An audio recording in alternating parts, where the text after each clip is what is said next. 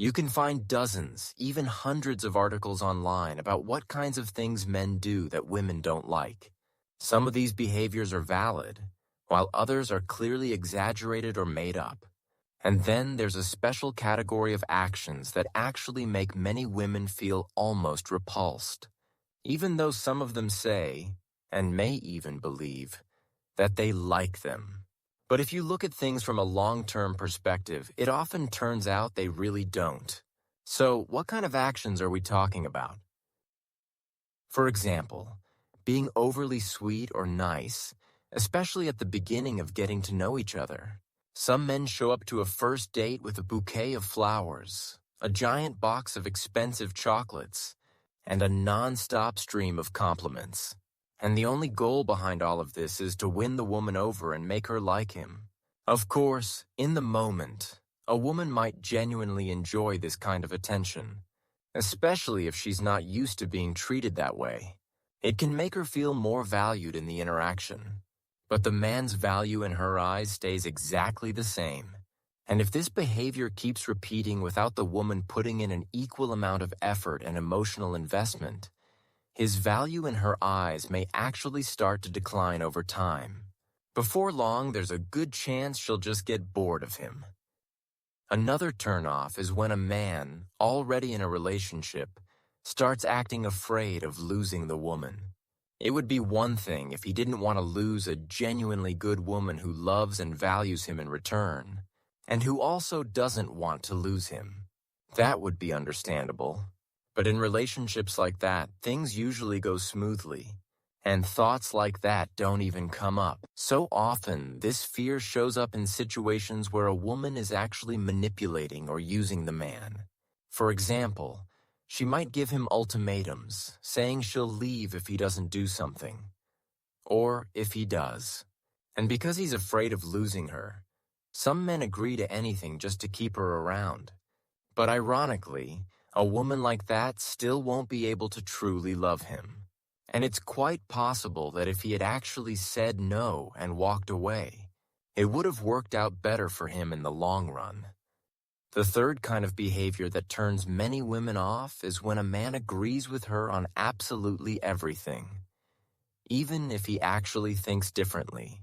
Of course, it's nice when someone agrees with you, but when that person consistently ignores their own opinions and interests just to keep the peace, it's hard not to lose respect for them over time. So what's going on with a man who behaves this way? It could be a passive mindset, someone used to letting others make all the decisions. Or maybe he just doesn't want to waste time arguing or having difficult conversations. But either way, in the long run, a woman's interest in a man like that will almost certainly fade. The fourth behavior that actually turns off many women is when a man starts chasing after her, trying too hard to win her over. Of course, if you ask some women whether they like that kind of attention, they'll say yes. But this is one of those cases where people should be careful what they wish for. Because again, chances are the woman will lose interest in that man fairly quickly. And it's a mistake to think that only men are drawn to a bit of uncertainty, like wondering whether a woman is truly into them or not. Women feel the same way. All else being equal, a woman will almost always choose the guy she feels more drawn to, not the one who's constantly chasing after her. And let's be honest, acting this way doesn't exactly make you more attractive in her eyes. Another behavior women tend to dislike is pretending to be someone you're not. A lot of men, in an effort to impress a woman, try to appear better than they actually are, more successful, wealthier, and so on. But first of all, it's important to realize that in many cases, the act is obvious from the start. And secondly, think about the kind of women you'll attract by pretending. Will they be genuinely kind, decent women, or the kind who only care about the size of a man's wallet?